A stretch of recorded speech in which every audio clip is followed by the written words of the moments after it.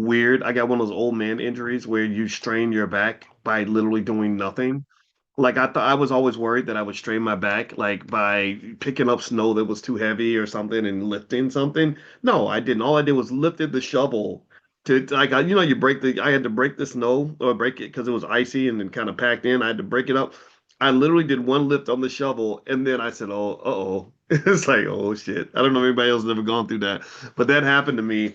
And so literally for the last 3 days, getting up and moving around has been difficult, really, really hard. So it's been hard to like, and then on top of that, the weather in Illinois is like, my wife, if I could move out of, oh, that's weird. That's coffee tongue. Sorry about that. I know it's kind of gross, but my wife is, again, my wife, she likes it here and we got the kids here. But as soon as the little one is out of the house, we are going south. We're gonna go to Texas. We're gonna go to Florida. We're gonna go somewhere warm. This cold weather, yeah, I'll let white folks have the cold weather. Anyway, hope everybody's feeling good. I wanted to jump in today and talk to you all about something related to this really interesting topic that you may or may not know about. And right now in the economy, there is a rise in a phenomenon referred to as zombie mortgages. And zombie mortgages, I'm going to explain to you what they are and how they operate and why you should be careful and what you can actually do to prevent this problem because what it's causing a lot of people's homes to go into foreclosure. And so as the economy gets tight, people are going to be fighting to get money by any means necessary. And you have to be really careful with a lot of these private equity companies. They are pretty ruthless and they have no their only ethic is money. They're little demons that only worship one God, and that's the God of finance. And they've destroyed a lot of great American companies. Not that all private equity companies are bad, but a lot of them are. And if you know, for example, one day I'll tell you the story of how they destroyed Toys R Us. And literally just came in and literally borrowed money from the company to buy the company and then put all this debt on top of the company and then we're selling the assets of the company to pay off the debt. Like just some real sinister stuff. And so the company was buried under all this debt. And when they were buried under the debt, they then had to go and lay off thousands of workers and all this other stuff. But the company was doing fine before the private equity investors came in. So what happened was you had this massive wealth transfer. And I would compare it to a zombie because what they do is they end up, unfortunately, when they're at their worst, they suck the life out of good organizations. They come along in a very parasitic sort of way. And because you have a government that doesn't really care a lot about people anymore, they just let it happen. There's nothing there saying, "Hey, this is not legal. You can't do this. People's jobs are affected."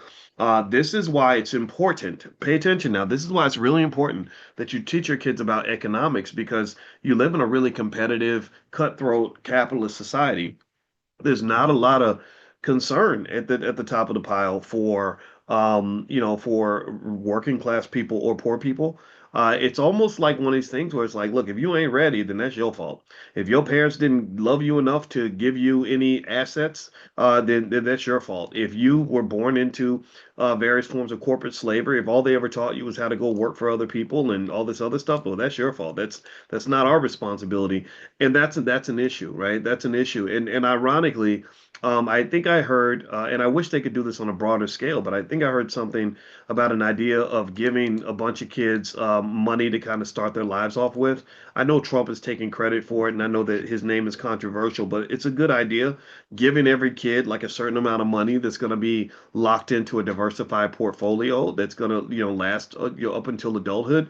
That to me shouldn't be the job of the government. The parents should do that. But if the government did that, I wouldn't fight against it. I wouldn't say, oh, that's a terrible idea because Trump came up with it or gets credit for it. I would say, no, let's do that as long as you do it right, as long as it makes sense. Because the biggest thing that you're missing in your life, like the reason that you have to take jobs that you don't want to take and do things you don't want to do is because nobody gave you any assets. Okay, so Cory Booker proposed it too. Great, that's bipartisan. Awesome. Cory Booker and Trump agree that we should do something for our kids. Surprise, surprise. Oh my God, that's so revolutionary that they actually give a damn about children. That's mighty, mighty nice of them. But I'm angry at these politicians. I just think that the fact that they're controlled by money.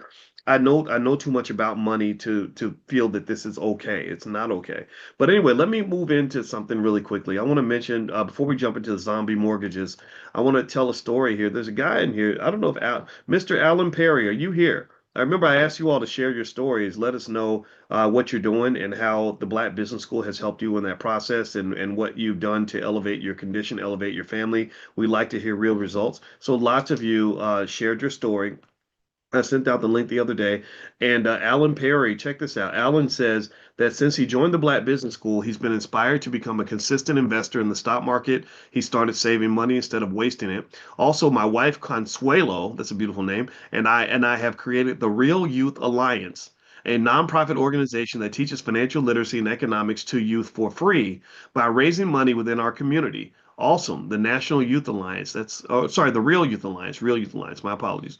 We teach them what we learned from Dr. Watkins and Dr. Anderson, along with the teachings of my wife, a seasoned businesswoman. We host a financial literacy workshops and have an annual economic youth conference mimicking the All Black National Convention. That's awesome. This is our third year in existence, and our third annual convention is coming up in January of 2026. We can be visited at therealyouthalliance.org. therealyouthalliance.org. He says, thanks for everything. Well, you are welcome, man. I love this. I think this is amazing. And God bless you, man. This is awesome, Mr. Perry. So yeah, this is the kind of thing I think that will, get us where we want to go as a community is, everybody chipping and everybody doing our part, whatever that looks like for you. And I just say, don't be scared. Try it, create something, build something if that's what you want to do. Like whatever your passion is. And if we can support you, we will.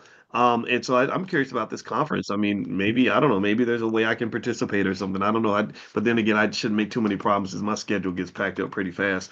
But still, though, this is where we're going with it. And so anybody else who wants to create things or use our products and educate, 20 or 30 kids in your neighborhood or bring your family together or get the whole church together and teach them all about stock options like they're doing down in Cincinnati, just go to drboycebooks.com. There's plenty of stuff there. There's discounted prices and everything else. So you can go in there and buy it cheap from us and resell it and make it into a business. We encourage that because that's how we can educate our own people, is that technology allows for broad distribution that wasn't available in the previous generation. So we don't need somebody to go build a school or build a building and all this other stuff. We can do this right now. It's about mind share, not so much about having actual physical real estate right away. All right. So anyway, with that said, let me jump into zombie mortgages and tell you how they work and what's really going on. All right. So here's some stats that you may want to consider.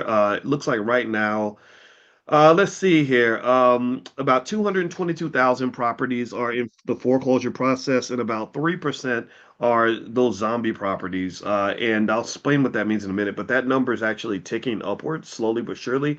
The zombie mortgage basically comes from this idea that back in the day when the mortgage when the home market or when the real estate market was taking off and property values were going up, people were taking unnecessarily high risk.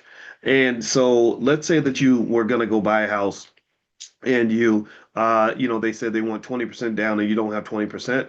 Well, they could do these situations where they give you a second mortgage. They'd say, okay, you can take out one loan for the first 80% and then a second loan for the 20% down payment, and then you'll just have two mortgages instead of one. So you don't have to put any money down. Sounds good, right? Well, what happened was people would do this because they wanted to be over levered. A lot of times when the market's doing really well and money's being made hand over fist, people take a lot of leverage. Does anybody remember how booming and how crazy the real estate market was in the early 2000s? How many are old enough to remember that? Give me a yes if you remember, if you were a part of it, if you were there. You were probably making a ton of money. I had friends that were making money and everything else. Then you know what happened around 2008. The whole thing just came collapsing down. So what happened then was a lot of these homes. So let's say you bought a house that was worth $300,000, and you did that two mortgage process. 80/20, right? You borrowed 80%, then you borrow the other 20, and so the house value drops from 300 to 200.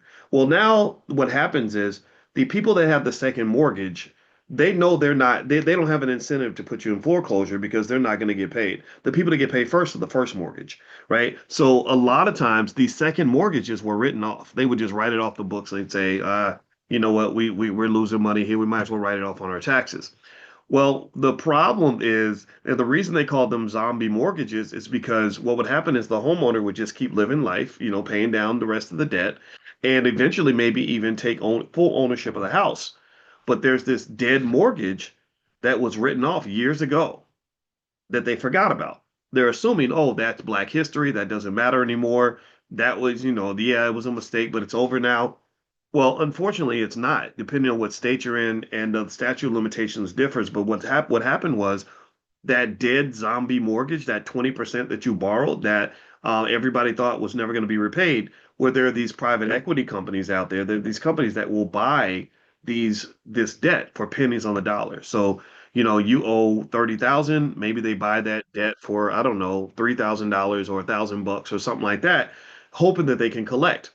And the best way to collect is to force you to pay. The whole economy is gangster. Capitalism is very gangster. And if you think about how gangsters operate, gangsters don't ask you to repay. Gangsters say, "Hey, either pay us back or we're going to break your legs. We might go to your, pay a visit to your grandma's house, or whatever." Right. So here, instead of doing that, what they would say is, "Well, you've got this house that you own, and the real estate market's done pretty good since then.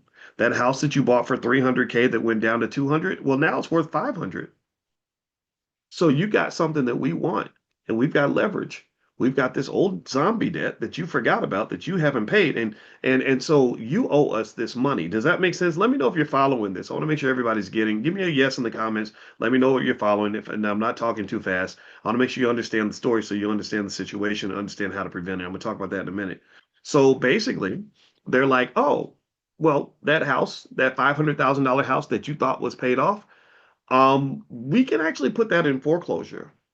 And so if you can't come up with a bunch of cash to deal with this old debt, then the house will be ours. And in fact, we don't even care if you repay. We don't want you to repay. Because we want your house, right?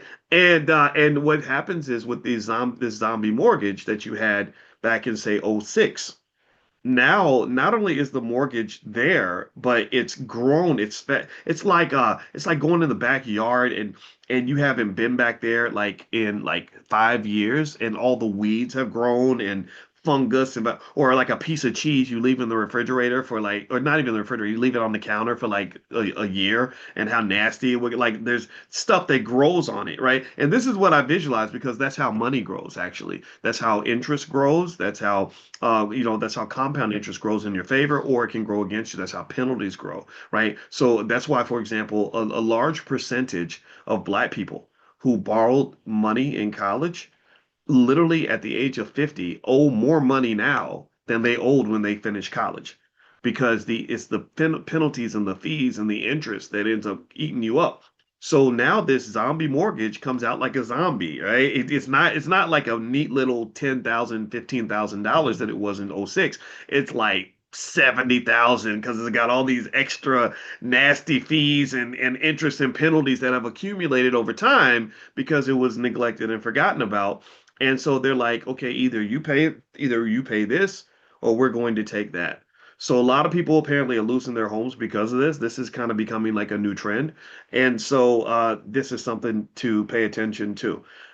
All right, now let's talk about how to kind of deal with some of this. A few things you could do if you think you might be in this category is one, you look at your credit reports. If you look at your credit reports, you can usually find these old second mortgages or liens or charged off accounts that are still being reported. A debt that is forgiven is different from a debt that was written off. A debt that is forgiven means there's no more debt. A debt that's written off means we've given up on trying to collect. We don't believe you're going to pay us back, but that doesn't mean the debt's gone. That's where these zombie mortgages are coming from. Another thing you can do is find your original loan documents, or your modification papers, or payoff letters to confirm that your debt was forgiven instead of written off. Like, Steve, make sure that you know that it's one, not the other. Um, Another thing about debt that a lot of people don't know is that when a collector calls and says you owe a debt, a lot of experts say you should never admit to having the debt. You should not acknowledge it. You should say, I need you to give me a written validation of that debt. Give me a written validation. And if they don't give you a written validation by a certain amount of time, then the Fair Debt Collection Practices Act says they have to take that off your credit report. I've seen people get a lot of stuff taken off their credit report just by questioning everything. Deny it all. That's what they say. I'm not saying do this. This is not invested advice or financial advice. I'm not a financial advisor, but yeah, you can you see, like wink, wink. I'm just kind of like, I'm not advising you to do it.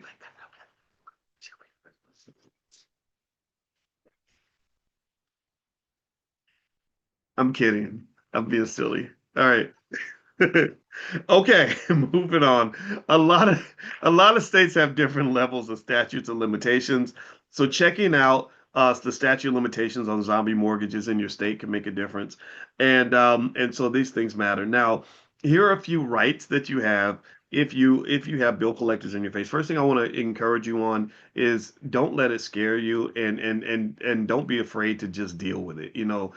It sucks, but a lot of us, I'm telling you, I think honestly, and this kind of is sad, but there's certain parts of the black experience that's kind of common. Not that it should be. Like our goal is to change that culture, but a lot of us have dealt with bill collectors. A lot of us have, things like, greasy soul food, bill collectors, crazy relatives, that cousin that got out of prison, just silly stuff. A lot of us have dealt with that, right? So it's really a matter of confronting it. And I think that not confronting it is the best way to make it worse, right? So a lot of times the first reaction is to walk away from the problem, but it's really, really therapeutic to just confront it and deal with it. And what you find 9 times out of 10 is the thing that you thought was your worst nightmare really what isn't as bad as you think it is. Um, I even think about it when I think about like watching my mother die. Like that was my worst nightmare my whole entire life. That was the scariest thought that I could ever possibly have. I lived through it. It was terrible. But I made peace with it. I was like, well, people die and we had a good life and I got to say goodbye and I love you, mama. It's like, okay, yeah, mama died. That sucks. But it's still like, okay, I did that. Like we made it through that, right? It wasn't the end of everything, right? So I would say same thing. With that debt, deal with it. A lot of these bill collectors will take, far smaller sums of money, and I really think that paying off some of that old debt, not in full though, especially if it's older and they don't think they're going to get the money. Maybe taking a minute to really study negotiating skill and just, if you're kind of like, well, look, this is what I can give you, but in order for me to give you this, you're going to have to give me that. You're going to have to write off the whole thousand. I got $150 that can be in your pocket right now, but I need you to write that off. And you never know what's going to happen because it may be a 5, 10-year-old debt and they may have thought they were going to get nothing for it. And if they can make a profit by getting that 150 instead of the thousand, sometimes they'll take it, right? So here are a few things you should remember when it comes to dealing with bill collectors. You have certain rights. Don't forget that. One, you have the right to demand a written validation of the debt within 30 days of first contact, and the collectors must stop all pursuit until they provide that written validation. They cannot ask you about that debt again until they provide written validation. Put the ball in their court. That's what I would do. You have the right to dispute any part of the debt. The collectors cannot resume collection until the dispute is resolved. You cannot be contacted before 8 a.m. or after 9 p.m. or at work. If you tell them not to call you at work. So they call you at work, you say, don't call me at work. They can't call you at work anymore. Um, you cannot be threatened, harassed, cussed at, intimidated, or lied to about what will happen if you don't pay. So none of those shenanigans. You cannot be sued for debts that are past their state statute of limitations. So collectors may ask for payment. They're allowed to ask for it, but they're not allowed to legally enforce it. A lot of people didn't know that. How many of y'all knew that? That's interesting, right? They can say, "Hey, you need to pay us," but they don't have to. It reminds me of like those demon movies where the demon will show up at the door, but people don't know that there's like you can't unless you tell the demon that they can come in. They can't actually come in, right? But they can scare you and make you. Is it Sinners? Yeah, Sinners. Sinners was like that, right? Where literally they couldn't. They couldn't come in unless you invited them in. And that's kind of like life, right? We got all these demons, whether it's drug addiction or sex, sexual choices or gambling addictions or alcoholism and or just bad financial choices. And it's like if you don't let the demon in, usually the demon won't arrive. And in fact, this is interesting. This makes me think about the demon of capitalism. Capitalism is, we've mentioned that as pimping for sure, but and it's definitely exploitative when it's at its worst. But the bankers don't really make you do anything. They don't make you sign for that credit card. They're like, hey, but we can make it appealing. We can tempt you, but we can't force you to do it. We can't. Nobody can slap you and force you to do it. But they can say, hey, this all your wildest dreams can come true. And it's just like sinners, right? The demon would always tempt you with something, right? And the ability to avoid temptation, the ability to say no, and the ability to appreciate a simple life is I have found one of the most effective ways to avoid getting yourself into a pile of shit that you end up regretting later on. I really I think the ability to just say, you know what, I'm not chasing waterfalls. I'm sticking to the rivers and the lakes that I'm used to. And every now and then I might take a chance, but it's going to be a calculated risk. And in finance, we have a term for that. We call that efficient risk taking. Efficient risk taking is where you thought it through and you say, I think I want to take a chance because nothing ventured, nothing gained. I'm going to go for it. But when you're sloppy and you're just jumping into every situation, you're not thinking it through, then you're going to have problems, right? I was talking to our youngest this morning in the car, and I said, she was telling me about what colleges she was thinking about, and I said, well, I'm not going to tell you what college to go to. I can only tell you that I want to back you because when I was going to college, nobody helped me, nobody told me anything. I didn't even know HBC. I knew HBCUs were out there because I watched the Cosby Show and Different World, but I didn't know how to go to one. I didn't have the money. I didn't have the grant. I didn't know anything about HBCUs. I went to University of Kentucky because that was the only place I thought I could go. And I said, my job is to make sure you don't have that same problem I have, right? I'm going to give you all the advice. I'm going to tell you how everything works. We're going to visit any school you want to visit. You let me know. We'll fly to Hawaii, whatever it is, right? But I said, the only thing I ask you to do, the only thing I'm asking you to do is I need you to keep an open mind and make sure you evaluate all your options carefully, that you don't make decisions too fast. You don't jump into anything without thinking it through. That's all I'm asking you to do. I said, because when you have options, you have power. You guys know this because we talk about options all the time. I said, when you have options, you have power. When you give away your options, you're giving away your power.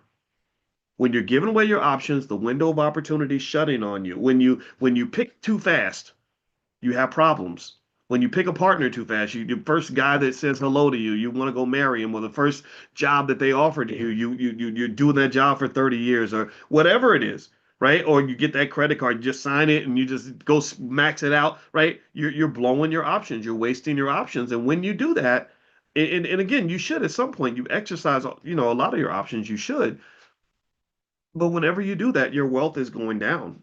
Actually, I can prove this mathematically. This is mathematically true. Because the first thing we learn about stock options in grad school is that options never have a negative value. You're never worse off by having more options. So I just told her, I said, just think it through. Take your time. Right. So with debt, what debt really represents in its worst form is it represents a type of slavery where you have allowed the demon of capitalism to invite you in to give away your options. Now you stuck. Now you got to go to work because you got to pay that student loan. You got to pay that credit card. You got to pay that whatever, right? They didn't make you take none of that. They made you take none of that. And in hindsight, you're like, oh God, what was I thinking? What did I? Well, maybe you weren't thinking, and that's why they offer these temptations to people that either are financially desperate or people that don't think very much or people that are young, like young people, 18, 19, 20 year olds, very impulsive. They don't think things through. They jump right into everything and then they make a mistake. So the best advice, I believe, again, not judging. I'm not the parent of the year. I don't know. I try my best. I'm trying to figure it out like everybody else. But the best advice I think a young person can get is take your freaking time. Think about it, process it, gather full information, talk to your elders, like learn from other people's mistakes. They say a wise man learns from his mistakes. Man, throw that crap in the garbage. No, a really wise man learns from the mistakes of others. Right? I don't need to waste 20 years in prison to know prison's a bad place. I learned from people that went to prison. They're like, yeah, I was there from 1975 to 1995. It was horrible. Got it. Prison. Check of all the things I want to do. Prison. Let's mark that off. That's what I don't. Right. So seriously, wisdom is a virtue. Wisdom is an asset, and we should encourage children to pursue wisdom. So anyway, moving on. Let's talk about the bill collectors a little bit more, so we can really understand this. I want to make sure we stay centered on that. So my apologies for going in these other directions, but I hope it added to the conversation.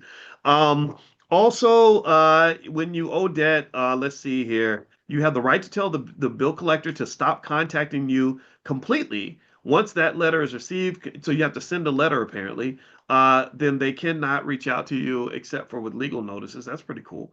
You must be notified before a debt is sold to another company. That's interesting because sometimes when the new company owns the debt, they go about collecting the debt differently from the previous company. So that, and in fact, that's why they buy debt, right? The company that sells the debt, they're looking for liquidity, right? They have this set of cash flows that are supposed to come in. They have these rights to this money, and they're selling someone else the rights to have that money.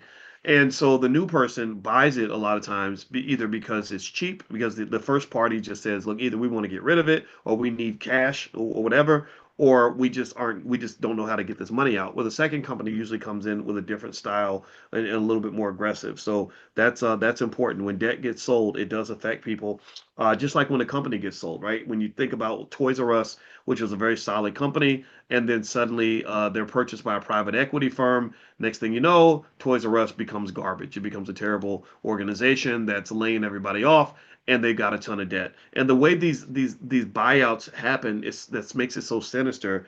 Is that you can look at, these private equity firms can look at a company like Toys R Us and say, wow, that's a really good company. They're making really good cash flow. So they go to the bank and they say, we want to buy Toys R Us. And they say, well, what do you have to buy it, the company with? Do you have the money? They say, no, we don't have the money, but but Toys R Us has the money. Well, okay, explain that. Well, if we go and we borrow $1 billion to purchase Toys R Us, then we will become the owners of Toys R Us. We will control that asset. And then what we're going to do is we're going to reorganize the asset. We're going to sell property. We're going to lay some people off. We're going to cut costs, and we're going to take that cash flow from Toys R Us, and we're going to pay back the debt. So the company we're going to acquire is what allows us to tell you that we're going to be able to pay back this money that we owe you. And this speaks to the importance of being able to control an asset. The ability to control access or assets or have access to capital, which might be a factory, it might be a bank account, it might be whatever. Access to capital in many cases is more important than actually having capital yourself. If somebody gave me a choice and they said, which would you rather have, $10 million in the bank or the ability to control Warren Buffett's money for 3 days? I would rather control Warren Buffett's money for 3 days because in 3 days I could probably make $80 million in interest with very low risk investments. Right? I like he has $162 billion in capital. I'd like to just control that capital because the money would make so much money that it would be ridiculous. I don't know what the precise number would be, but it would be pretty massive. So, this is obviously, it feels a little corrupt, which it kind of is. And what's most sinister about it is that in addition to that, the private equity firm that does this transaction, they also are able to collect fees for all the work that they did, right? So what ends up happening is they take over the company, they drain the company trying to pay off this massive amount of debt because they've loaded the debt onto the company, and in the meantime, they're pulling fees out for themselves. So in almost every single case, the private equity firm ends up a few $100 million richer because they did that transaction. Workers get laid off, the company gets drained, and everybody gets screwed except for them. That's if you want to see capitalism at its worst. That's an example. That's not they're not you're not allowed to do that in every country. There's some countries where they say it's illegal to do that, but the United States, our politicians are owned by the capitalists, so that's why these things are allowed. All right, so a couple more things about debt. Let's see here. They cannot have your wages or bank accounts garnished without a court order. And some income is protected, like your Social Security is protected. And last but not least, they cannot report inaccurately to credit bureaus. So any errors have to be corrected within 30 days.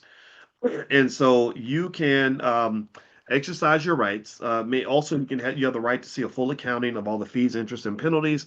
So maybe when they're asking you about debt, old debt, you can just bog them down by knowing your rights and saying, "I need you to give me this and this and this and this and this."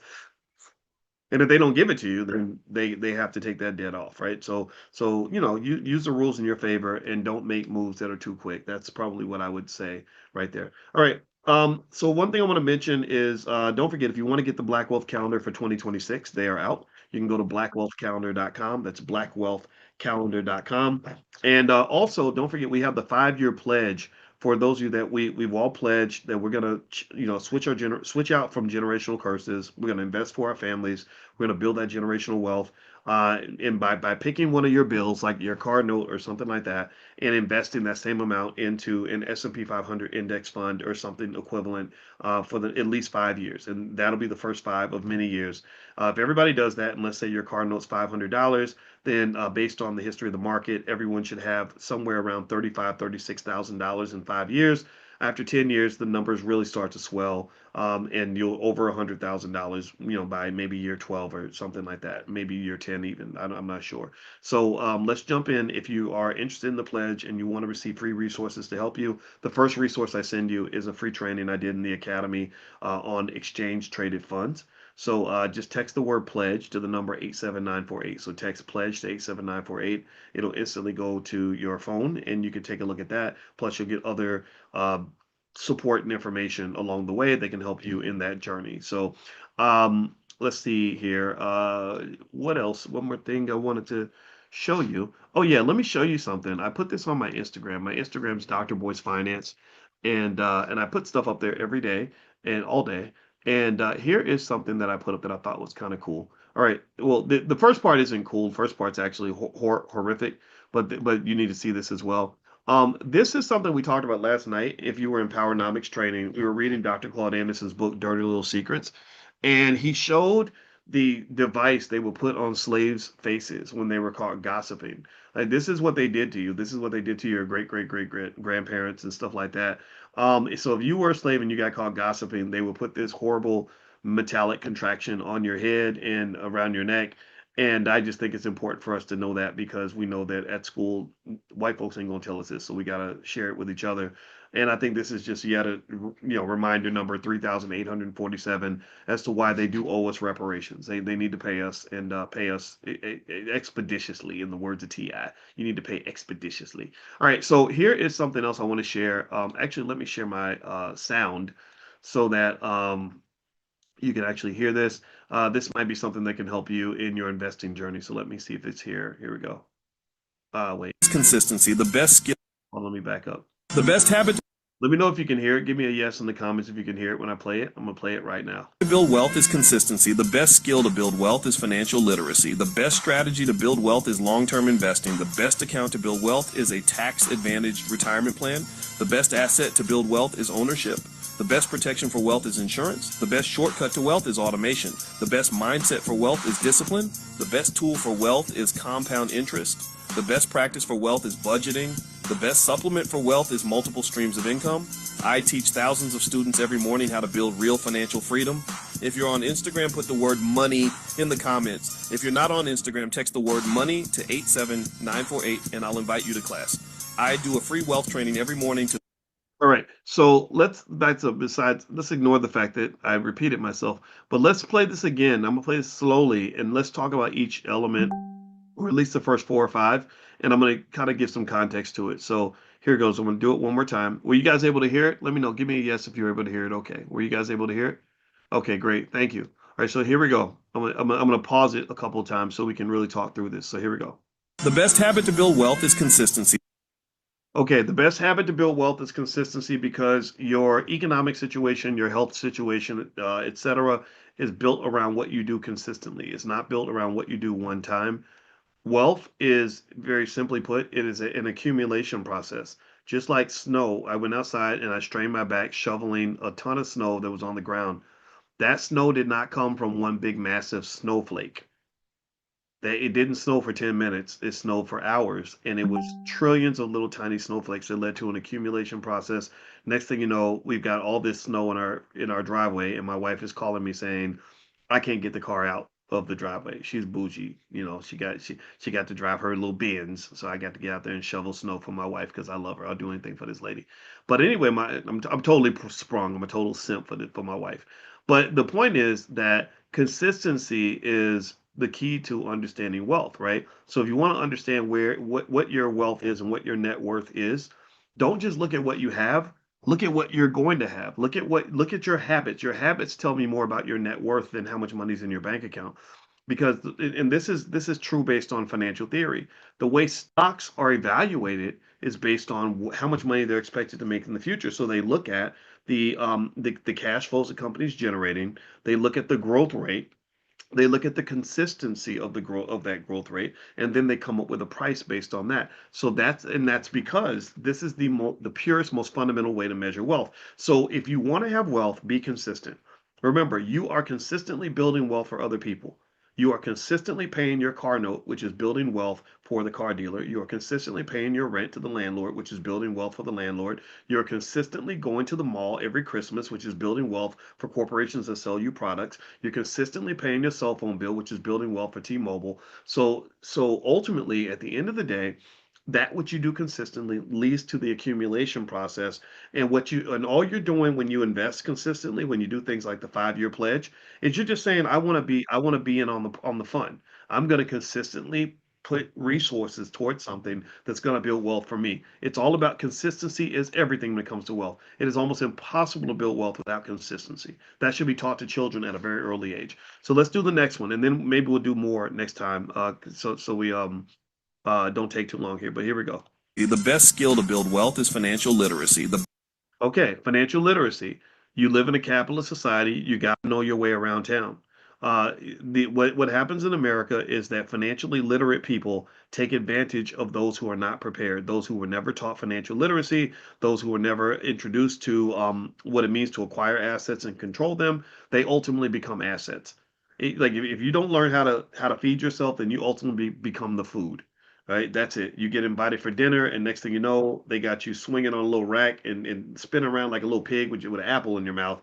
And so ultimately, as Black people, it's extremely important for us to understand this because if you don't ever get this, then you're going to be driven right down a path that allows you to be consumed by somebody else. They consume you while you consume Air Jordans and gold chains and whatever people buy at the mall. I don't even know what people buy at the store no more, but you know what I mean, right? So let's move back here. Let's go back to the next one. All right. Next. best strategy to build wealth is long-term investing. Yes, long-term investing. I get really frustrated when people want me to show them how to how to get rich quick. I say like, I don't know anything about how to get rich quickly. I know, but I'm very good at getting rich slowly. Getting rich slowly is incredibly easy to do. Getting rich quickly is a fantasy. It's a lie that's sold to you that causes you to risk everything and lose it all in the process. That little boy who grows up thinking he's going to get an NBA contract and become an instant millionaire. That's not where most wealth is created. Most wealth is created through things like what they call the automatic millionaire, the book by David Bach. David Bach talked about how you have all these people that just consistently put money in their 401k over a 30, 40-year period, and they have massive amounts of wealth, over $1 million, right? So long-term investing. Let's do one more, then we'll be done for today. Best account to build wealth is a tax-advantaged retirement plan. Okay, so tax advantage retirement plans, IRAs, 401ks, things like that, extremely important. Why? Well, because they keep the IRS out of your pocket for a very long time to allow you to build wealth. If you have a job and they have a 401k plan, the best thing you can do is max that sucker out.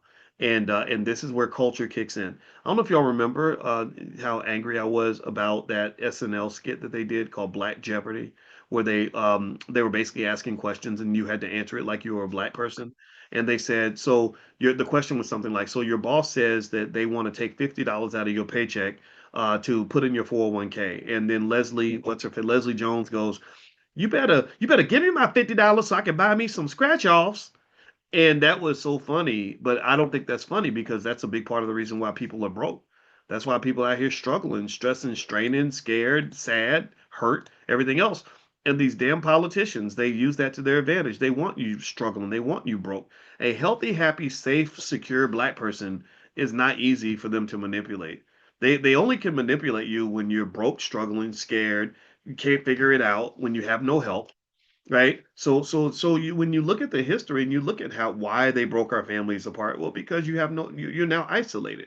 If you look at why they encourage you to go so deep into debt to go to college, well, so that because people that are in debt, you can make them go to work every day.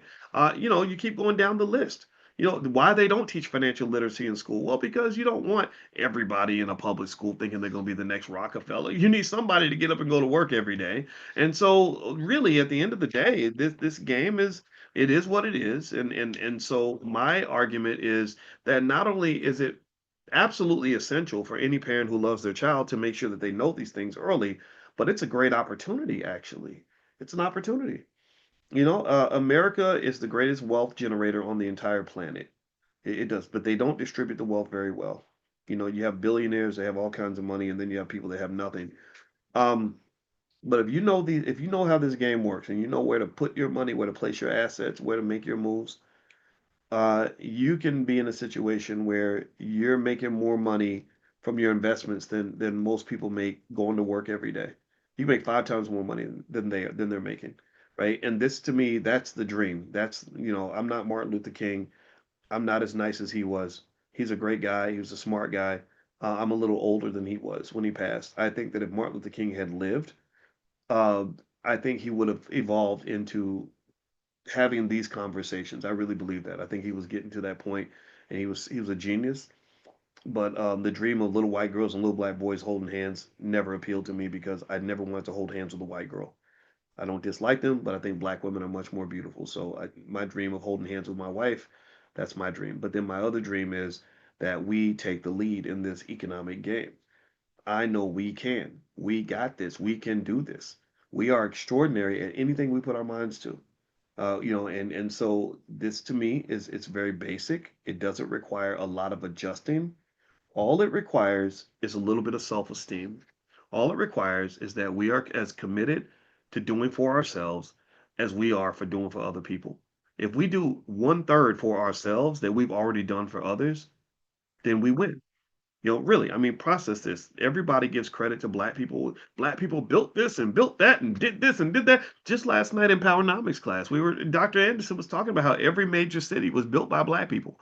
When Oprah Winfrey was trying to start her TV network and nobody was watching, she got with Tyler Perry, and black people saved the freaking network, right? So everybody wins, everybody benefits. When black people show up, don't even get me into politics.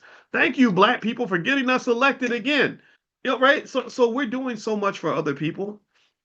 I just think we should do those things for ourselves. That's it. If we do 1/3 for ourselves that we do for others, then we will win. We will dominate. We will take it to the next level. So that's what I want. That's my dream, and I think that we're well on our way. All right. So let me read one more thing. There was another submission here from someone who was telling me about what they were doing, and let me see. Okay, it looks like Maury Wilson wrote in and she said, I never knew much about the stock market until I found Dr. Boyce's YouTube channel 2 years ago. Everything he spoke about on how important and easy it was to invest in the stocks made extreme sense to act. I opened my first brokerage account with Fidelity 2 years ago.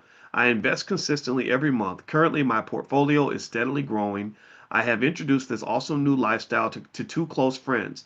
They have been excited about this as I have been. I love it. And I'm so thankful for you, Dr. Boyce, for being the game changer in my life, and all who had listened and followed greatness. Oh wow, thank you. I'm flattered by that. But what I really like about this is Maury. It's spelled Mauryre.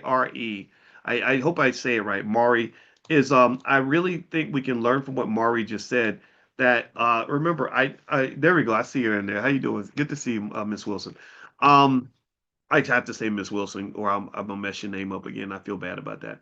All right, so Mari, I said it right. Okay, thank you. Yeah, what I like about what Mari said is that I think the goal, like I don't want to teach any students. I'd rather teach teachers, because in order for us to really educate the community, we have to educate each other. We can't lean on one person or one group or anything like that. It has to be everybody, right? So take that to people that are around you. You have so many, most of you. Let me know if you give me a yes if you know at least two or three people who need money or are trying to figure it out, right? Like just confused by it all, right? So you can be that light for them, right? And I'm begging you to be that light. I'm begging. I said that to my our daughter. I said, you know, you have such a great spirit. You're a natural teacher. You're a great leader, and people look up to you. I said, I need you to really focus on that. Never let anybody put your light out. Because I said, you're gonna run into haters who are gonna get mad at you. They're gonna get mad at you because you're talented, because you're pretty, because you're smart, and because you're successful. I said, so. I said, never let anybody put that light out because somebody's going to need that light. Somebody's going to need you to be your best and to bring that energy because that light may guide them and may keep them warm when it's cold, when the world is cold. I said, so shine that light and don't let anybody put that light out. So same thing with you. You have a light. You understand. You've hit a eureka moment. You're seeing all the economic possibilities that you're seeing now. That's a light. That's a gift, right? So take that gift and give it to other people that are looking for a solution and trying to figure it out, trying to break through the noise and find something that actually works. That makes you a teacher. I'm coronating you. I'm giving you your credentials. Go get it. Go make it happen. Be aggressive, be fearless, and don't let anybody talk you out of it or make you feel bad about it. You go do your thing because you know they need money. They know they need money, and eventually they'll understand it. If they don't listen, that's all right. Go talk to somebody else. Okay. All right. So thank you, Mari, for sharing your story. I'll text out the link for anybody else that wants to share the story, what you're working on, what you're doing. I'll just kind of make that into a pattern. I'll just mention it in class periodically. A couple reminders. Number one, the Crypto Club meets on Friday. So if you go to b1crypto.com, be the number one crypto.com, you can join the Crypto Club and participate. We got a guest coming in that's going to talk about opportunities in the crypto space. Number two, if you want to get the Black Wealth Calendar, you can go to blackwealthcalendar.com. The 2026 calendar is out now. And then lastly, thank you for the pledge. If you want to take the 5-year pledge, just text the word pledge to the number 87948, and you'll get information immediately on how to pursue the pledge. I'd like for everybody to invest. That's the only thing I'm asking you to do when you come in. I'm gonna say, like, are you investing consistently? And I want everybody. I want my dream. Another dream I have is I want everybody to just say yes, like that you're committed to yourself in that way. I promise you, consistent investing in a structured, careful way, you will never go wrong. You will not regret that. All right. So have a good day, everybody. God bless you. I'll see you all tomorrow morning.